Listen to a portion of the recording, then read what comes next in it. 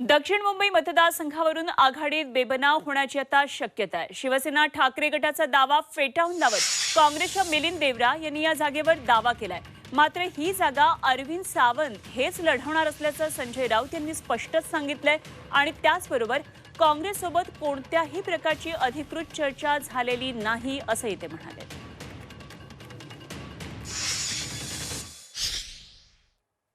ही जागा दक्षिण मुंबई सीट परंपरेने काँग्रेसकडे आहे आणि देवरा परिवार 50 वर्षापासून दक्षिण मुंबईची सेवा करत आहे आणि जर एखादा पक्ष औपचारिक चर्चा पूर्ण होईपर्यंत थांबायला तयार नसेल तर काँग्रेस ही जागावर दावा करू शकते आणि उमेदवारांची घोषणा करू शकते।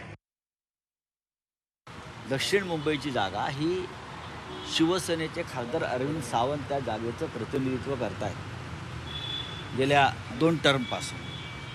हे गेले 10 वर्ष ती जागा शिवसेना लढते आणि जिंकते हे आपल्याला माहीत असेल। पण मिलिंद देवरा पण त्या जागेसाठी मला माहीत नाही काँग्रेसकडून अधिकृतपणे त्या जागेसाठी काही चर्चा झाल्याचं माझ्याकडे माहिती नाही।